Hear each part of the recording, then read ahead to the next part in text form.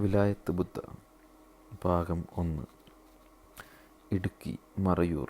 10 വർഷം മുൻപ് ഒരു സന്ധ്യാനേരം തയ്യൽക്കാരൻ ഉതുപ്പാൻ്റെ വീട്ടിലേക്ക് നടക്കുകയായിരുന്നു ഭാസ്കരൻ സാർ.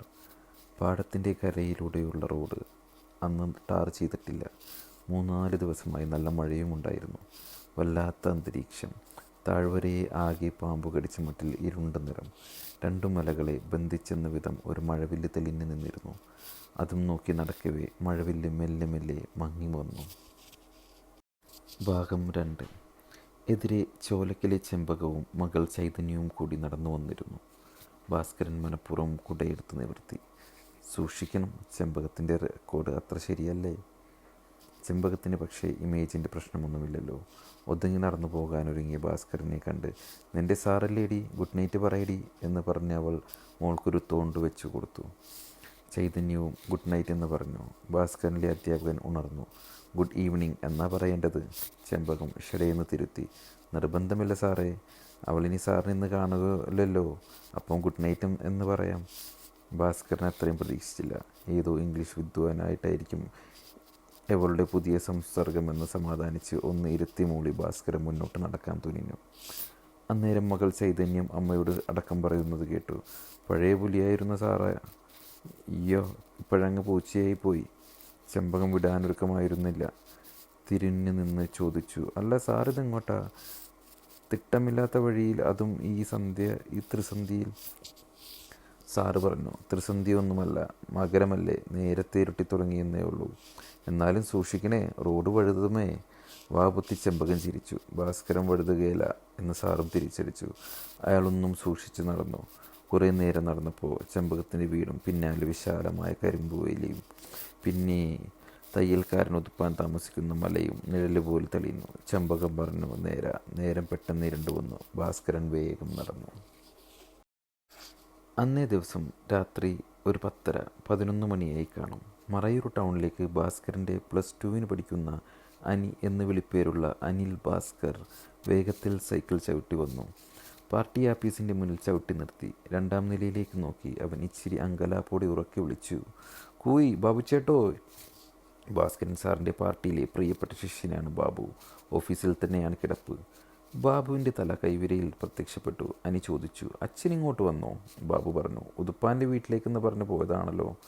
എപ്പോൾ? വൈകിട്ടൊരു 5:30 കഴിഞ്ഞ് കാണും. എന്താ ഇതുവരെ വീട്ടിൽ വന്നിട്ടില്ല? ഷേ, ബാബു വിശ്വസിക്കാത്ത മട്ടിൽ പറഞ്ഞു. ഭാഗം 4. തയ്യൽക്കാരൻ ഉതുപ്പാൻ്റെ വീട്ടിലിരിക്കുന്ന മല. അങ്ങോട്ടേക്ക് അനി കഷ്ടപ്പെട്ട് സൈക്കിൾ ചവിട്ടി കയറ്റി. കിതച്ചുകൊണ്ട് അച്ഛൻ്റെ അന്വേഷിച്ചു. ഉതുപ്പാൻ പറഞ്ഞു, വന്നില്ലായിരുന്നല്ലോ. അവൻ തിരിച്ച് ഇറങ്ങിയപ്പോൾ ഉതുപ്പാൻ പറഞ്ഞു, എന്തായാലും വന്നതല്ലേ, ഉടുപ്പ് തയ്ച്ചിട്ടുണ്ട്, എടുത്തു തന്നേക്കാം. എനിക്ക് ദേഷ്യം വന്നു. ഉടുപ്പല്ലല്ലോ ഇപ്പോൾ, അച്ഛനെയല്ലേ വേണ്ടത്. എന്നാലും പൊതിയങ്ങ് വാങ്ങി. ക്യാരിയറിൽ വെച്ച് അനി കൂന്നിറങ്ങി. പെഡലിൽ നിന്ന് കാലെടുത്ത് മാറ്റിയപ്പോൾ ഇറക്കമിറങ്ങാൻ നല്ല സുഖം. ഒരു നിമിഷം അച്ഛനെ മറന്നു. വണ്ടിയൊരു സ്വപ്നത്തിലെന്ന വിധം താഴേക്കൊഴുകി. കൂറ്റൻ 2 മലയുടെ താഴ്വാരം. ആകാശം നിറയെ നക്ഷത്രങ്ങൾ. കരിമ്പിൻ്റെ ഓലകൾ നിലാവിൽ വെള്ളിവാൾ പോലെ ഓളം വെട്ടുന്നു. ദൂരെ ഇരുട്ടിൽ ചെമ്പകത്തിൻ്റെ വീട്. ശർക്കരയുണ്ടാക്കുന്ന ആലയിൽ റാന്തലിൻ്റെ വെട്ടം. പശ്ചാത്തലത്തിൽ നേരിയ നിലാവും കാറ്റും. ആലയ്ക്ക് മുന്നിൽ സൈക്കിൾ എത്തിയപ്പോൾ വേലിയിൽ പൂത്തു നിൽക്കുന്ന പത്തലിൽ കൈ ചുറ്റിപ്പിടിച്ച് അവൻ വണ്ടി നിർത്തി. പൂ കൊഴിഞ്ഞു. പ്രതീക്ഷിച്ച പോലെ ആലയിൽ ചൈതന്യം. പള്ളിക്കൂടത്തിൽ അവനേക്കാൾ ഒരു കൊല്ലം മുന്നിലായിരുന്നു അവളപ്പോൾ ചൂടുള്ള പാവിൽ നിന്ന് ശർക്കര ഉരുട്ടിയെടുക്കൊണ്ടിരിക്കുകയാണ്. നിലാവ് സ്വർണ്ണ നിറത്തിലുള്ള ശർക്കര പാവിൽ വീണ് ഓളം വെട്ടി അവളുടെ മുഖത്തേക്കടിക്കുകയാണ്. അവളുടെ വിടർന്ന കണ്ണുകളിലെ ചോദ്യചിഹ്നം പോലെ ശർക്കര പാവിൽ നിന്ന് ചൂട് പൊന്തുന്നുണ്ട്. അനി ചോദിച്ചു, രാത്രിയല്ലേ, എന്നതാ പേടിയൊന്നുമില്ലേ? അവൾ ചോദിച്ചു, എൻ്റെ പെരയല്ലേ, എന്തിനാ പേടിക്കുന്നേ? അവനിറങ്ങി അവളുടെ അടുത്ത് ഇരുന്നു. അവൻ ചോദിച്ചു, ഞാനൂടെ ഉരുട്ടിത്തരട്ടെ? വേണ്ടെന്ന് അവൾ തലയാട്ടി. അവൻ കാലുകൾക്കിടയിൽ വെച്ചിരിക്കുന്ന പനയോലക്കുടയിൽ നിന്ന് എന്തോ ഒന്ന് എടുത്ത് അതിൻ്റെ പുറത്തേക്കാണ് ശർക്കര ഉരുട്ടി വെക്കുന്നത്. ഇതെന്നതാ? അവൻ ചോദിച്ചു. ഒന്നുമില്ല, നീ എന്താ ഈ രാത്രിയിൽ? ഇപ്പോൾ അനി വ്യക്തമായി കണ്ടു. കൂടയിൽ നിന്നൊരു കല്ലിൻ്റെ ആകൃതിയിലുള്ള തടിയെടുത്ത് അതിനെ പൊതിഞ്ഞാണ് അവൾ ശർക്കര ഉരുട്ടി വെക്കുന്നത്. അവൾ തടയാൻ ശ്രമിച്ചെങ്കിലും അവൻ കൈയിട്ട് കുടയിൽ നിന്ന് തടി കഷ്ണമെടുത്ത് മണത്തു നോക്കി. ചന്ദനം. അവൻ ചോദിച്ചു. എടി ഭയങ്കരി കള്ളക്കടത്താ? അവൾ മെല്ലെ ചിരിച്ചു. പിന്നെ പറഞ്ഞു, മിണ്ടരുത്, എനിക്കല്ല വേറൊരാൾക്കാ. ആളെ നിനക്കറിയാം. പുതിയ പുതിയ തന്ത്രങ്ങളാ. ആളെ പറ. നമ്മുടെ മോഹനൻ വീരിപ്പാറ അബിയുടെ ടീമിനെ കടത്തിവെട്ടാനാ. അവനോട് കോർത്തപ്പോൾ വാശിക്ക് ഏറ്റെടുത്ത ചലഞ്ച. ഒരു ചന്ദനം പീസാക്കി പിടിയിൽപ്പെടാതെ അടിമാലിയിലെത്തിക്കണം. ഒറ്റുണ്ടാകും, എന്നാലും പിടിക്കപ്പെടരുത്. ശർക്കരക്കകത്ത് വെച്ച് ലോകത്തിൽ ആരെയും ചന്ദനം കടത്തുമോ? എൻ്റെ ബുദ്ധിയാ. എങ്ങനെയുണ്ട്? കാഞ്ഞ ബുദ്ധി. ഞാനിവിടെ ഉരുട്ടിത്തരാം. അവൻ ശർക്കരപ്പാവിൽ കൈയിട്ടു. ചൂട് കാരണം പെട്ടെന്ന് അവൻ കൈ വലിച്ചപ്പോൾ അവൾ ചിരിച്ചു. വലിയ വീട്ടിലെ കുഞ്ഞ്, നല്ല ചൂടൊന്നും കൊണ്ടിട്ടില്ല ഇല്ലേ? അവൾ അവൻ്റെ കൈ വലിച്ച് സ്നേഹപൂർവ്വം ഊതിക്കൊടുത്തു. പിന്നെ പാവിനകത്ത് അവൻ്റെ കൈ പിടിച്ചു കൊണ്ടുപോയി. ആദ്യത്തെ നൊമ്പരം അങ്ങ് മാറി. പാവിൽ അവരുടെ വിരലുകൾ കൂട്ടിമുട്ടി. അവൾ നെടുങ്കൻ കണ്ണുകളെ കൊണ്ട് അവനെ നോക്കി കുറച്ചു നേരം ഇരുന്നു. രസം കുറഞ്ഞപ്പോൾ മെല്ലെ ചോദിച്ചു, സത്യം പറടാ, എന്താ ഈ രാത്രിയിൽ? ഒന്നുമില്ല, നിന്നെ ഒന്ന് കാണാൻ. പിന്നെ ചോലക്കിലെ ചെമ്പകത്തിൻ്റെ മോളെ കാണാനാ? തൂവെള്ള ഭാസ്കറിൻ്റെ മകൻ വെളിച്ചിലു കളയടാ. അച്ഛനെ തിരക്കിറങ്ങിയതാ. വൈകുന്നേരം കണ്ടായിരുന്നല്ലോ. ചിലപ്പോൾ ഇല്ല, ഉതുപ്പാൻ്റെ വീട്ടിൽ ചെന്നിട്ടില്ല. പിന്നെ എവിടെ പോയി? അപ്പോഴാണ് വീട്ടിൽ പിന്നിൽ നിന്ന് ചെമ്പകത്തിൻ്റെ ഒരു കാറിച്ചയും നിലവിളിയും കേട്ടത്. അയ്യോ ഓടിവാടി, അയ്യോ കരടി. അനിയും ചൈതന്യവും കൂടി പുരക്കകത്തൂടെ ഓടിച്ചെന്നു. പോകുന്ന പോക്കിൽ കരടിയെ തല്ലാൻ അനി ഒരു തടിക്കഷ്ണമെടുത്തു. അടുക്കളയിൽ പിന്നാമ്പുറത്ത് കണ്ട കാഴ്ച. കക്കൂസിൻ്റെ ടാങ്ക് തകർത്ത് അതിനകത്ത് മാലിന്യത്തിൽ കുളിച്ച് ഒരു കരടി. ചുറ്റും വല്ലാത്ത ദുർഗന്ധം. ടോർച്ചടിച്ചുകൊണ്ട് ചെമ്പകം പറഞ്ഞു, മുഴുത്തൊരു കരടിയാണടി. മാലിന്യത്തിൽ കിടക്കുന്ന ആ ജീവി ഒന്ന് പുളഞ്ഞപ്പോൾ ഒരു മനുഷ്യരൂപം തെളിഞ്ഞു. അനിയുടെ കയ്യിൽ നിന്ന് അറിയാതെ തടിക്കഷ്ണം താഴെ വീണു. അവൻ ദയനീയമായി ചൈതന്യത്തെ നോക്കി. ഭാഗം 5. 10 വർഷത്തിന് ശേഷം ഇന്തക്കാലം. മറയൂർ പെട്രോൾ പമ്പിന് എതിർവശം നിരനിരയായി കടകൾ. ആദ്യത്തെ കടയിൽ നിന്നൊരു ചായ കുടിക്കുകയായിരുന്നു ഭാസ്കരൻ. അപ്പോഴാണ് മൂന്നാമത്തെ കടയുടെ മുന്നിൽ ഒരു കാർ വന്നു നിന്നത്. ഡ്രൈവർ തലപ്പുറത്തേക്കിട്ട് ചോദിച്ചു, ഈ ചോലക്കിലെ ചെമ്പകത്തിൻ്റെ വീടേതാ? എന്നാത്തിനാ? കടക്കാരൻ ലാസർ ചോദിച്ചു. പാലുവെള്ളം കുടിച്ചുകൊണ്ട് നിന്നൊരുത്തൻ ഉറിച്ചിരിച്ചുകൊണ്ട് പറഞ്ഞു. അമ്മയ്ക്കിപ്പോൾ ശർക്കര കച്ചവടം മാത്രമേ ഉള്ളൂ. കാറിലിരുന്നവൻ പറഞ്ഞു. അതിന് തന്നെ, കുറച്ച് ചൂടോടെ കിട്ടാനാ. വാറ്റാനായിരിക്കും. വഴി അറിയാമെങ്കിൽ പറവുക. കടക്കാരൻ ലാസർ ഇടപെട്ടു. നേരെ ഒരു 1.5 കിലോമീറ്റർ പോകണം. വഴിയിലൊരു കള്ളു ഷാപ്പ് കാണും. മുന്നിൽ പല മാതിരി കുടിയന്മാർ കാണും. ആര് ഏതവസ്ഥയിലാണേലും തീട്ടം ഭാസ്കറിൻ്റെ വീട് ചോദിച്ച് ചൂണ്ടിക്കാണിച്ചു തരും. വണ്ടിയിലിരിക്കുന്നവർക്ക് സംശയം. ചെമ്പകത്തിൻ്റെ വീട് അറിയേണ്ടത്? ലാസർ ക്ലിയർ ചെയ്തു. അത് തന്നെ. തീട്ടത്തിൻ്റെ വീടിനോട് ചേർന്ന് ഇടത്തോട്ടൊരു വഴി കാണും. ഒരു 3/4 കിലോമീറ്റർ ഇറക്കം. ചെന്ന് നിൽക്കുന്നത് ചെമ്പകത്തിൻ്റെ വീട്ടിലാണ്. മറ്റേത് ആരുടെ വീടാന്നാ പറഞ്ഞത്? വണ്ടിക്കാരൻ ചോദിച്ചു. ഭാസ്കരൻ, തീട്ടം ഭാസ്കരൻ. വണ്ടിയിലിരുന്നവർ ചിരിച്ചു. ഭാസ്കരൻ സാർ കൂടെ നിവർത്തി മുഖം മറച്ചു. ബാക്കി വന്ന ചായ ദേഷ്യത്തോടെ വഴിയിലേക്ക് ഒഴിച്ചു. ചായക്കാരൻ മുത്തു എന്തോ പറയാനെങ്കിലും അങ്ങേര് നടന്നു കളഞ്ഞു. ഭാസ്കരൻ തന്നോടെന്ന വിധം പിറുപിറുത്തു. ഒടുക്കം തീട്ടം മണക്കുന്ന കാലം വരുമടാ. എല്ലാവരും നോക്കിയിരുന്നു. ഭാഗം 6. അന്ന് കുഴിയിൽ വീണതിൻ്റെ 2ൻ്റെ അന്ന് സാറിനെ സന്ദർശിക്കാനെത്തിയതാണ് പാർട്ടിയുടെ ജില്ലാ നേതാവും കാന്തല്ലൂർക്കാരനുമായ പീറ്റർ. സാറൊരു ചെറുനാരങ്ങ മണത്തുകൊണ്ടിരിക്കുകയായിരുന്നു. ആരുടെയും മുഖത്ത് നോക്കുന്നില്ല. പീറ്ററിനെ മാറ്റി നിർത്തി സാറിൻ്റെ മകൻ അനി രഹസ്യമായി ചോദിച്ചു, പീറ്ററേട്ടാ, വേറെ പ്രശ്നം വല്ലതുമുണ്ടോ? പീറ്റർ പറഞ്ഞു, ചെമ്പകത്തിൻ്റെ കക്കൂസിൻ്റെ സ്ലാബ് കെട്ടിക്കൊടുക്കണം. അതല്ലാതെ എന്നതാ പ്രശ്നം? അനി ചോദിച്ചു. അതല്ല, പാർട്ടിയിൽ എന്നതാ? അല്ല, അച്ഛന് പൊടി നാണക്കേട്. എന്നാത്തിന്? സാറിൻ്റെ കാലൊന്ന് സ്ലിപ്പായി, അത്രയല്ലേ ഉള്ളൂ. പീറ്റർ സാറിൻ്റെ അടുത്ത് വന്നിരുന്നിട്ട് അയാളുടെ കയ്യിലിരുന്ന നാരങ്ങ ഒന്നുകൂടി പിതുക്കിയിട്ട് പറഞ്ഞു. സാറ് ആ സംഭവം അങ്ങ് മറന്നുകളാ. അപ്പോൾ മനം മറച്ചിൽ മാറും. നാളെ കാലത്ത് സാറ് പാർട്ടി ആഫീസിലേക്ക് ഇറങ്ങുക. എന്നിട്ടും തുടർന്നും ഞങ്ങൾ നയിക്കി. ഭാസ്കരൻ പുഞ്ചിരിക്കാൻ ശ്രമിച്ചു. അന്ന് ഇരട്ടി ആളൊഴിഞ്ഞ നേരത്ത അടുത്ത സുഹൃത്തു കൂടിയായ തയ്യൽക്കാരൻ ഉതുപ്പാൻ കാണാൻ വന്നത്. ഭാസ്കരൻ ശബ്ദം താഴ്ത്തി വിശദീകരിച്ചു. എൻ്റെ ഉതുപ്പേ, ജീവിതത്തിൽ ആദ്യമായിട്ടാണ് ഒരു കുറുക്കുവഴി സ്വീകരിച്ചത്. അതിങ്ങനൊരു അക്കിടിയാകുമെന്ന് കരുതിയില്ല. സത്യത്തിൽ എന്നതാ പറ്റിയത്? ഉതുപ്പ് മെല്ലെ ചോദിച്ചു. ഒന്നുമില്ല, ആ എന്തരവളുടെ വീട്ടിൽ ആരുമില്ല. എങ്കിൽ പിന്നെ സൈഡിൽ കൂടെ കുറുക്കിനങ്ങ് കയറാമല്ലോ എന്ന് കരുതി. അടുക്കള ഭിത്തി അങ്ങോട്ട് കടന്നു. കാലെടുത്ത് പൊക്കിയപ്പോൾ മുന്നിൽ ചൂടാറാത്ത കുറച്ച് പന്നിക്കാട്ടം. ചവിട്ടാതിരിക്കാനായി ഒറ്റക്കാലിൽ ഇടത്തോട്ടൊന്ന് ചാടിയതാ എൻ്റെ ഉതുപ്പേ. അവൾ അവൾക്ക് കുറച്ച് സിമൻറ്റും കമ്പിയും കൂടെ ചേർത്താൽ എന്തായിരുന്നു കുഴപ്പം? പിന്നെ എനിക്കൊന്നും അറിയില്ല. എന്തൊക്കെയോ തകർന്നു വരുന്നത് പോലെ തോന്നി. എന്തൊരു ദുർഗന്ധം. പിന്നെ നമ്മൾ തന്നെ ആ ഗന്ധമായി. അപ്പോഴും ഞാൻ വിചാരിച്ചു, ആരും അറിയാതങ്ങ് കയറാം. അവൾ കുറച്ച് ആഴം കുറച്ചുണ്ടാക്കി കൂടായിരുന്നോ? ഒരു കര പിടിക്കാൻ ഞാൻ 3-4 മണിക്കൂർ പെടാപ്പാട് പെട്ടു. നമ്മൾ മുങ്ങി നാറുന്നതല്ലാതെ മിണ്ടാനൊക്കുമോ? വാ തുറന്ന എൻ്റെ ഉതുപ്പേ. പോട്ടെ, കഴിഞ്ഞല്ലോ, വിട്ടേര്, ഉതുപ്പാൻ സമാധാനിപ്പിച്ചു. ആര് വിടാൻ? പ്രശ്നം കലുഷമാകാൻ തുടങ്ങുകയല്ലായിരുന്നോ? ഭാഗം 7. സംഭവം കഴിഞ്ഞ് 3-ൻ്റെ അന്ന് മറയൂർ ടൗൺ വൈകുന്നേരം. സാറിൻ്റെ മകൻ അനി മഹാരാജാസിൽ ഡിഗ്രിക്ക് ചേരാനുള്ള ഫോം വാങ്ങാൻ എറണാകുളത്ത് പോയി മടങ്ങി വരുന്ന വരവായിരുന്നു. മൂന്നാറിലിറങ്ങി അവിടെ നിന്ന് ഉദുമ്മൽപേട്ടിലേക്കുള്ള തമിഴ്നാട് വണ്ടിയിൽ മറയൂരിറങ്ങി. അന്നേരമാണ് പ്രതിപക്ഷ നേതാവിൻ്റെ രാഷ്ട്രീയ വിശദീകരണ യോഗം. നേതാവ് കാക്കിപ്പാപ്പുവിൻ്റെ പ്രസംഗമാണ്. 5 രൂപയുടെ കപ്പലണ്ടിയും കുറച്ച് ഒന്ന് കേൾക്കാമെന്ന് കരുതി അനി ഒതുങ്ങി നിന്നു. പ്രതിപക്ഷത്തിൻ്റെ തന്ത്രങ്ങൾ അച്ഛനോട് ചെന്ന് പറയുകയുമാകുമല്ലോ. കേട്ടു വരികെ അവൻ ഞെട്ടി. ദേഷ്യവും സങ്കടവും വന്നു. കാക്കിപ്പാപ്പുവിൻ്റെ പ്രസംഗത്തിൻ്റെ പ്രസക്ത ഭാഗം ഇങ്ങനെയായിരുന്നു: അബദ്ധം ആർക്കും പറ്റാം. ചാണകക്കുഴിയിൽ വീണ് പോയവരും പൊട്ടക്കളത്തിൽ വീണവരുമൊക്കെ ഞങ്ങളുടെ പാർട്ടിയിലുമുണ്ട്. പക്ഷേ അവരൊക്കെ അന്തസ്സായി കയറി പോന്നിട്ടുമുണ്ട്. പക്ഷേ സുഹൃത്തുക്കളെ, ഇവരുടെ നേതാവ് വീണത് എവിടെയാ? പതിവ്രതകളായ സതിയുടെയോ സാവിത്രിയുടെയോ വീടിൻ്റെ തീട്ടക്കുഴിയിലാണോ? അല്ല, പിന്നെ ആരുടേതാണ്? പ്ലീസ്, ആരും പേര് പറയരുത്, പ്ലീസ്. നമ്മൾ ആരെയും അപമാനിക്കുന്ന പാർട്ടിയല്ല. പക്ഷേ പാതിരാത്രിയിൽ ഇയാൾക്ക് എന്തായിരുന്നു അവിടെ ബിസിനസ്? ഈയിടെയായി പ്രസ്തുത സ്ത്രീയുടെ ഭാഷയിലെ അച്ചടവടിവ് നിങ്ങൾ ശ്രദ്ധിച്ചിരുന്നോ? ചിലരുടെ അധ്യാപനത്തിൻ്റെ മിടുക്കാണത്. സുഹൃത്തുക്കളെ, ചിരിക്കാൻ പറയുന്നതല്ല. എന്താണ് ഇയാളുടെ റുട്ടീൻ? രാവിലെ ആദിവാസി കുട്ടികൾക്ക് അക്ഷരപാഠം. പകൽ മറയൂർ സഹകരണ ബാങ്കിൻ്റെ പ്രസിഡന്റ് ഭരണം. ഇഷ്ടക്കാർക്കെല്ലാം യഥേഷ്ടം ലോൺ. ഒഴിവു ദിവസങ്ങളിൽ PSC വിദ്യാർത്ഥികൾക്ക് സൗജന്യ വിദ്യാഭ്യാസം. പക്ഷെ വേലി ചാടുന്ന കാളയുടെ ഒടുക്കം കോലുകൊണ്ടാണെന്ന് ഇയാൾ അറിഞ്ഞിരുന്നില്ല.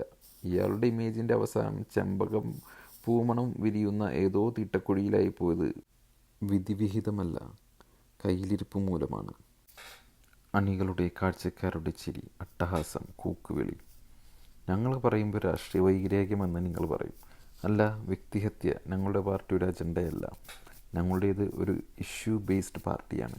അതുകൊണ്ടാണ് ഇതാ സത്യസന്ധനും മറയൂരിൽ ആയിരക്കണക്കിന് മാന്യന്മാർക്ക് തുണി തുന്നിക്കൊടുത്തിട്ടുമുള്ളവനുമായ പ്രിയങ്കരനായ ഉതുപ്പാനെ ഇക്കാര്യത്തിലൊരു സ്ഥിരീകരണത്തിന് ഞാൻ ക്ഷണിക്കുന്നത്.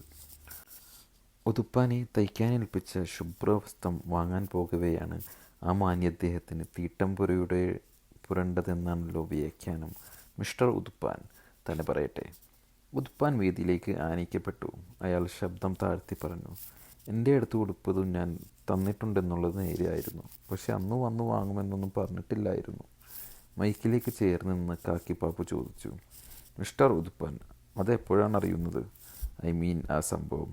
ഉതുപ്പാൻ പറഞ്ഞു: അർദ്ധരാത്രി ചെമ്പകത്തിൻ്റെ അടുക്കള ഭാഗത്ത് നിന്നുള്ള അലവറി കേട്ടാണ് ഞാൻ. പാപ്പു മൈക്ക് പിടിച്ചു വാങ്ങിയിട്ട് പറഞ്ഞു: നോട്ട് ദ പോയിന്റ്. മാന്യന്മാർ മുൻവശത്തുകൂടിയാണ് വീടിൻ്റെ ഉള്ളിൽ കിടക്കുന്നത്. പോട്ടെ. ഈ മാന്യദ്ദേഹം അടുക്കള ഭാഗത്തൂടെ കടന്നു ചെന്നു. കൃത്യനിർവഹണത്തിന് ശേഷം തിരിച്ചു പോകെ ഉതുപ്പാൻ ശേ എന്ന് പറഞ്ഞ് മൈക്ക് പിടിച്ചു വാങ്ങി. തുടർന്നു: അർദ്ധരാത്രി എന്ന് വെച്ചാൽ ഇല്ലാ വചനം പറയരുതല്ലോ. ഒരു 10:30-11.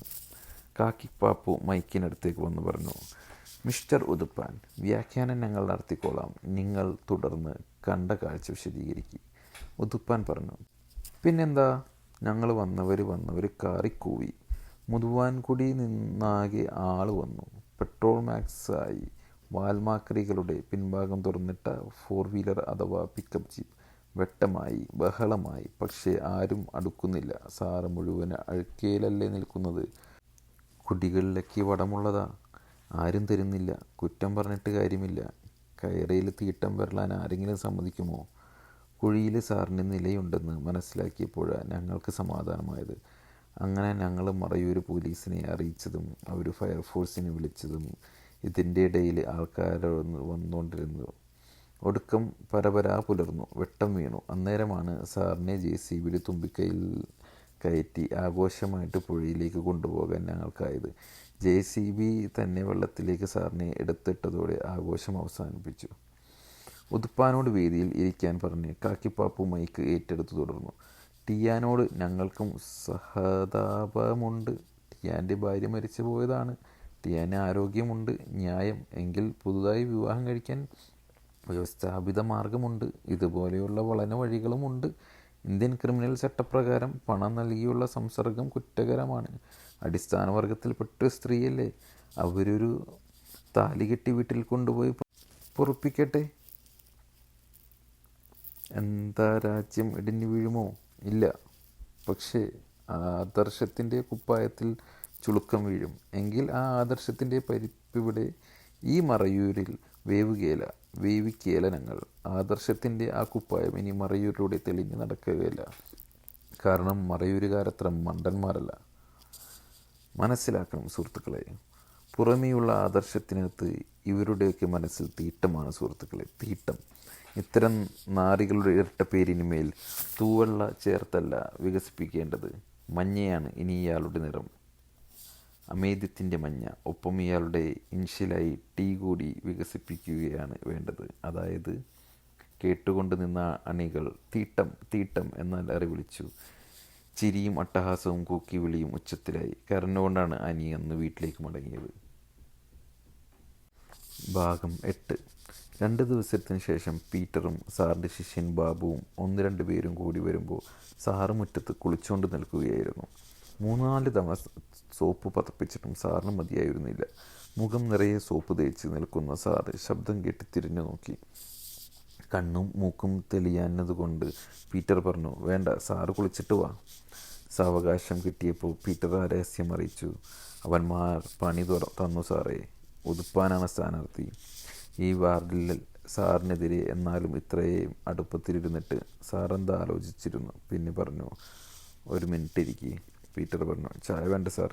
സാർ തിരിച്ചു വന്നപ്പോൾ ഒരു കടലാസ് എടുത്ത് നീട്ടി. അതിലിങ്ങനെ എഴുതിയിരിക്കുന്നു, വ്യക്തിപരമായ കാരണങ്ങളാൽ ഞാൻ പാർട്ടിയുടെ പ്രാഥമിക അംഗത്തിൽ നിന്നും സഹകരണ സംഘത്തിൻ്റെ പ്രസിഡന്റ് സ്ഥാനത്തു നിന്നും രാജിവെക്കുന്നു. സാറ് പറഞ്ഞു. ഞാൻ തീട്ടത്തിൽ ചവിട്ടാതിരിക്കാൻ നോക്കി.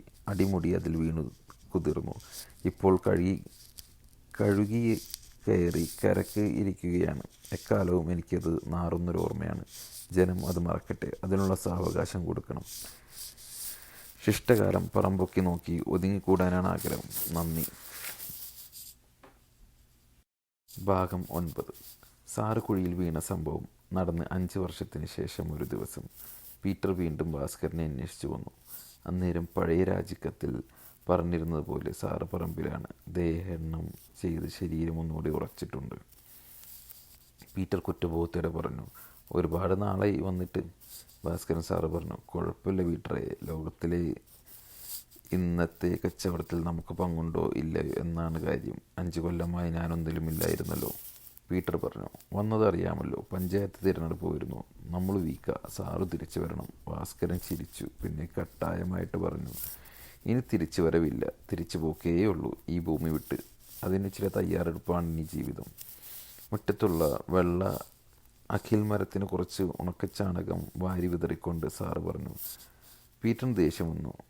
അതിനാണോ സാറേ പാഴ്മരങ്ങൾക്ക് വളമിടുന്നത്? സാറ് പറഞ്ഞു. എന്നാര് പറഞ്ഞു? ഈ പാഴ്മരത്തിന് കൊടുക്കുന്നത് ആ നിൽക്കുന്ന മഹാനല്ലയോ ഊറ്റുന്നത്? ഭാസ്കരൻ മുറ്റത്ത് മറ്റു മരങ്ങൾക്കിടയിൽ ഒതുങ്ങി കുന്നിലേക്ക് ഇല വിരിച്ച് കിടക്കുന്ന ചന്ദനമരത്തെ ചൂണ്ടിക്കാണിച്ചു. പീറ്ററിന് ദേഷ്യം വന്നു. അയാൾ പറഞ്ഞു, സാറേ, ഇക്കുറി ഉതുപ്പാൻ അവരുടെ പ്രസിഡന്റ് സ്ഥാനാർത്ഥിയാ. നാണക്കേടാ. ഭാസ്കരൻ ചിരിച്ചു. പിന്നെ അനുനയത്തിൽ പീറ്റർ പറഞ്ഞു, അവനെതിരെ സാറ് നിന്ന. സാറ് പറഞ്ഞു, ഉതുപ്പാൻ എളുപ്പം പ്രസിഡൻ്റാകും. പീറ്റർ അന്തം വിട്ട് ഭാസ്കരനെ നോക്കി. എൻ്റെ പീറ്ററെ, സാറ് പറഞ്ഞു, ഞാൻ വന്നാൽ പിന്നെയും ജനത്തിന് പഴയ ആ നാട്ടുകേസ് ഓർമ്മ വരും. അവർക്ക് ഹരം പിടിക്കും. പിന്നെ ഉതുപ്പാനൊന്നും ചെയ്യേണ്ട, എല്ലാം ജനം ചെയ്തോളും. ഒരു ദീർഘനിശ്വാസത്തോടെ ഭാസ്കരൻ തുടർന്നു. അന്നത്തെ ആ സംഭവത്തിൽ അന്ത്യരംഗം അത് ഞാൻ പറഞ്ഞിട്ട് ഇല്ലല്ലോ. ഹോ, ടാറിൽ വീണ ഒരു കാട്ടുകുരങ്ങിനെ പോലെയായിരുന്നു എന്നെ അന്ന് JCB തോണ്ടിയെടുക്കുന്നത്. അതിൻ്റെ യന്ത്രക്കൈയിൽ തന്നെ കൂനിപ്പിടിച്ച് ഞാനിരുന്നു. അലമ്പ് പിള്ളേരുടെ കൂക്കുവിളി, കാണട്ടട നിൻ്റെ മോന്ത എന്ന് പറഞ്ഞ് ഉള്ള അലറി വിളികൾ, ചെമ്പകത്തെ വിളി, കുളിപ്പിച്ചെടുക്കാൻ പറ എന്ന് കൂകി വിളിക്കുകകൾ. ഇതിനിടയിൽ എന്നെ പുഴയിലിട്ട് ഒരു മുണ്ട് പുഴയിലെ പാറയിൽ വെച്ച് തന്നു. എന്നാ സാറ് കുളിച്ച് കയറി വാ എന്നും പറഞ്ഞ് മാന്യന്മാരങ്ങ് മാറി. അപ്പോൾ ആരോ വെള്ളത്തിലേക്ക് കല്ലെറിയുന്നു. ഞാൻ പാറയുടെ പിറകിൽ ഒളിച്ചു. അപ്പോൾ കുറേ പേർ നീന്തി പുഴയുടെ അപ്പുറത്ത് വന്ന് കൂകുന്നു. എൻ്റെ മുണ്ടെടുത്ത് ആരോ മാറ്റുന്നു. ഇത് കണ്ടോണാണ് എൻ്റെ മകൻ വരുന്നത്. എന്തൊരു ഭീകരമായ മനുഷ്യാവസ്ഥയായിരുന്നടോ അത്. അതിനുള്ള തെറ്റ് വല്ലതും ഞാൻ ചെയ്തോ? എന്നെ ഇങ്ങനെ ക്രൂരമായി കൈകാര്യം ചെയ്ത ജനത്തിനെയാണോ ഞാൻ സേവിക്കേണ്ടത്? വേണ്ട. ഇളം പച്ച ഇലകളുമായി നിൽക്കുന്ന ചന്ദനമരത്തെ ചൂണ്ടി സാറ് പറഞ്ഞു. അവനെ കണ്ടോ? ചന്ദനം പരാന്നഭോജിയ എന്ന് വെച്ചാൽ സ്വന്തമായ ഭക്ഷണം എടുക്കില്ല. അടുത്ത മറ്റേതെങ്കിലും മാന്യന്മാരായ മരം വേണം. ആ വെള്ള അഖിൽ അങ്ങനെ ഒരു പാവം മരമാ. ചന്ദനം സ്വന്തം വേര് കൂർപ്പിച്ച് അഖിലിൻ്റെ വേരിൽ തുളച്ചു കയറും. അവൻ്റെ അന്നം വിഴുങ്ങി വളരും, ആനന്ദിക്കും. ജനവും അങ്ങനെ മറ്റുള്ളവൻ്റെ വേദന ഊറ്റിയെടുത്ത് വിഴുങ്ങിയാൽ ദഹിക്കൂ. മുകളിൽ നിന്ന് നോക്കിയാൽ ചന്ദനം എത്ര പവിത്രമായ മരം, അതുപോലെയാണ് ജനവും ജനാധിപത്യവുമെല്ലാം. തരം കിട്ടിയാൽ അതൊരു ക്രൂര വിനോദമാണ് അവർക്ക്. എനിക്കിപ്പോൾ പ്രതികാരദാഹമാണ്. തീട്ടത്തിൽ കിടന്ന് എന്നെ നോക്കി ആർത്തു വിളിച്ചവരുടെ പ്രതിനിധിയായി ഇപ്പോൾ എനിക്ക് ഈ ചന്ദനം. അതിനെ ഞാൻ വെട്ടും. ഒടുക്കം എന്നെ ദഹിപ്പിക്കുമ്പോൾ ഈ ചന്ദനം എൻ്റെ ഒപ്പം എരിയും. അതായത് തീട്ടം ഭാസ്കരൻ ദഹിക്കുമ്പോൾ എല്ലാവരും ദുർഗന്ധം പ്രതീക്ഷിച്ചു നിൽക്കുമ്പോൾ ചന്ദനത്തിൻ്റെ മണം വരും. വരണം. ജീവിച്ചിരിക്കെ എന്നെ പരമാവധി നാറ്റിച്ചിട്ടും ഞാൻ സുഗന്ധമാണെന്ന് നാട്ടുകാർക്ക് മനസ്സിലാകണോടാ. എൻ്റെ മരണമെങ്കിലും ഒന്ന് മണക്കെട്ടടോ. അറിയാതെ പീറ്റർ എഴുന്നേറ്റ് പോയി. ഉറക്കെ ചിരിച്ചുകൊണ്ട് ഭാസ്കരൻ പറഞ്ഞു. തനിക്കറിയുമോ, നമ്മുടെ ദേഹം ഒരുപാട് സൂക്ഷ്മജീവികളുടെ താമസ സ്ഥലമാണ്. എല്ലാം നമ്മളിൽ നിന്ന് തന്നെ തീറ്റിയെടുത്ത് നമ്മളിൽ തന്നെ തൂറി നമ്മളിൽ തന്നെ ഒടുങ്ങുന്നുമുണ്ട്. ഈ ആർത്ത് വിളിച്ചവനും അതറിയുന്നില്ല. എന്നിട്ട് ഞാൻ മാത്രം തീട്ടം അല്ലേ? ഒടുക്കം തീട്ടം ഭാസ്കരൻ മണക്കും. ഭാസ്കരനെ മാത്രമേ മണക്കൂ. ബാക്കിയുള്ളവനെല്ലാം നാറും. അത്രയെങ്കിലും ഒറ്റയ്ക്ക് എനിക്ക് ചെയ്യണ്ടേ? അതുകൊണ്ടാണ് ഞാൻ ഈ പാഴ്മരത്തിന് തീറ്റ കൊടുത്ത് ആ ചന്ദ്ര മഹാനെ ഊട്ടുന്നത്. അറിയൂ? പീറ്റർ പറഞ്ഞു. ഞാൻ പോവുകയാ. പീറ്റർ ചെല്ല്. ധൈര്യമായി ചെന്ന് തോൽക്ക്. ചെല്ല്. അവിടെ നിന്നിറങ്ങി സാറിൻ്റെ വീട്ടിൽ നിന്ന് റോഡിലേക്ക് തിരിയുന്ന വളവിലാണ് പീറ്റർ സാറിൻ്റെ മകൻ അനിയെ കണ്ടത്. അവൻ്റെ കണ്ണിന് താഴെ പന്ത് പോലെ നീരി പിടിച്ചിരിക്കുന്നു. പീറ്റർ വിളിച്ചു. ഡാ അനിയെ, എന്താടാ മുഖത്ത്? ഒന്നുമില്ല. അവൻ്റെ മുഖം വെട്ടിച്ച് വീട്ടിലേക്ക് വേഗം നടന്നു. 2 മിനിറ്റ് ആലോചിച്ച് നിന്നിട്ട് പീറ്റർ മെല്ലെ അനിയുടെ പിറകെ നടന്നു. മുഖം കണ്ടപ്പോൾ ഭാസ്കരൻ മകനോട് ചോദിച്ചു. എന്താടാ ഇത്? ഒന്നുമില്ല. എവിടെയെങ്കിലും വീണോ അതോ? ഭാസ്കരൻ ചോദിച്ചു. അനി പറഞ്ഞു. ടൗണിലൊരുത്തൻ എൻ്റെ ഇരട്ട പേര് വിളിച്ചതാ. അപ്പോഴത്തെ ദേഷ്യത്തിൽ ഞാൻ അവൻ്റെ കുത്തിനെ കയറി പിടിച്ചു. അപ്പോൾ അവൻ എന്നെ തല്ലി. വേറെ 2 പേരും കൂടിയുണ്ടായിരുന്നു. അനിയുടെ ഒരു കണ്ണ് കലങ്ങിക്കിടപ്പുണ്ടായിരുന്നു. നിന്നെന്താ വിളിച്ചത്? ഭാസ്കരൻ അതായിരുന്നു അറിയേണ്ടിയിരുന്നത്. അതെന്താ ആകട്ടെ, എന്താ വിളിച്ചതെന്ന് ചോദിച്ചത്. എന്തോ ആവട്ടെ എന്ന് പറഞ്ഞില്ലേ? എനിക്കറിയണം, പറ. അറിഞ്ഞൂടെ തീട്ടത്തിൻ്റെ മോനെ എന്ന്? ഒരിക്കലും അത് മാത്രമാകരുതേ എന്നായിരുന്നു പ്രതീക്ഷിച്ച ഭാസ്കരൻ. ഛിന്ന ഭിന്നമായി പോയി. ചെറുക്കൻ മെല്ലെ ചെന്ന് വരാന്തയിലിരുന്നപ്പോൾ ഭാസ്കരൻ പീറ്ററിൻ്റെ മുഖത്ത് ദയനീയമായി നോക്കി. പീറ്റർ അനിയോട് ചോദിച്ചു. ചെയ്താരടാ? കാക്കിപ്പാപ്പുവിൻ്റെ ഗുണ്ടാ പിള്ളേരാ. പീറ്റർ പറഞ്ഞു. ഇത് കരുതി കൂട്ടിയ കാക്കിപ്പാപ്പുവിൻ്റെ ഗൂഢതന്ത്രം. സാറിന് തിരിച്ച് വിളിക്കണമെന്ന് കഴിഞ്ഞ കമ്മിറ്റിയിലെടുത്ത തീരുമാനം ചോർന്നതാ. അതിനുള്ള വെട്ടായത്. പഴയ നാറി കേസ് പിന്നെയും എടുത്ത് കളിക്കാനുള്ള പുറപ്പാടാ. ഇതേതായാലും നമ്മൾ വിട്ടുകൊടുക്കാൻ പോകുന്നില്ല, ഭാസ്കരൻ പറഞ്ഞു. വേണ്ട, എൻ്റെ ചെറുക്കനിത് ഇതൊന്നും ഒരു പ്രശ്നമല്ല. ഇതിനുമപ്പുറം നൊന്തിട്ടുള്ളതല്ലേ അവൻ. സാറിൻ്റെ കണ്ണ് നനഞ്ഞത് പീറ്റർ കണ്ടു. അതയാളുടെ ഉള്ളിൽ തട്ടി. സാർ അതിൻ്റെ പുറത്ത് വന്നിരുന്ന കൂറ്റൻ ചീവീടിനെ നോക്കിയിരുന്നു. അത് പറന്നു പോയപ്പോൾ മൂക്ക് പിഴിഞ്ഞിട്ട് എഴുന്നേറ്റ് പോയി വീട്ടുമുറ്റത്തെ ചന്ദനത്തിൽ തുടച്ചു. പീറ്റർ വല്ലാതായി. അയാൾ ഉറക്കി വിളിച്ചു. ഡാനി. അവനിറങ്ങി വന്നപ്പോൾ പീറ്റർ പറഞ്ഞു. ആരുടെ നിന്നെ തല്ലിയത്? പറയടാ, നമുക്ക് ചോദിക്കാം. ആളുണ്ടറാ? അനി പറഞ്ഞു. വേണ്ട, അതാ മോഹനൻ ചോദിച്ചായിരുന്നു. ആര്? പീറ്റർ ചോദിച്ചു. അപ്പുറത്തെ കടയിൽ ആ മോഹനൻ നിൽപ്പുണ്ടായിരുന്നു. ഏത് മോഹനൻ? ഭാസ്കരൻ ചോദിച്ചു. ഡബിൾ മോഹനൻ. അവനോ? പുച്ഛത്തോടെ പീറ്റർ ചോദിച്ചു. എന്നെ തല്ലിയൊരുത്തനെ കുത്തിനി പിടിച്ച് മതിലോട് ചേർത്ത് വെച്ച് അവനൊന്ന് പറ്റിച്ചു. മറ്റു 2 പേര് ഓടിക്കളഞ്ഞു. അത് മതി. പീറ്റർ സ്നേഹത്തോടെ അവൻ്റെ തോളിൽ പിടിച്ചോട്ട് ചോദിച്ചു. നീ ചുമ്മാ അതങ്ങനെ കറങ്ങി നടക്കണ്ട. ബാങ്കിലൊരു പ്യൂണിൻ്റെ പോസ്റ്റുണ്ട്. നിനക്ക് നാണക്കേടുണ്ടോ? അനി പറഞ്ഞു. നാണക്കേടോ? ഭാസ്കരൻ്റെ മോനോ? ശേഷം നടന്നത്. മെമ്പർ ഉതുപ്പാൻ വീണ്ടും ജയിച്ചു. പഞ്ചായത്ത് പ്രസിഡൻ്റായി. സാറിനെ അതൊന്നും ബാധിച്ചില്ല. മരണം വരെ ഇനി ആരും തൻ്റെ സ്വസ്ഥത കെടുത്താൻ വരരുതെന്ന് മാത്രമേ ഉണ്ടായിരുന്നുള്ളൂ. പറമ്പിൽ കിളച്ചും മുറ്റത്തെ ചന്ദനത്തിന് പോഷണം കിട്ടാൻ സമീപത്തെ അകിലിന് വളമിട്ടും സാറിങ്ങനെ മുന്നോട്ട് നീങ്ങി. അങ്ങനെ ഇരിക്കുകയാണ് മറ്റൊരു സംഭവം ഉണ്ടാകുന്നത്. ഭാസ്കരൻ്റെ ജീവിതത്തിൽ 2ാമത്തെ ദുരന്ത രാത്രി.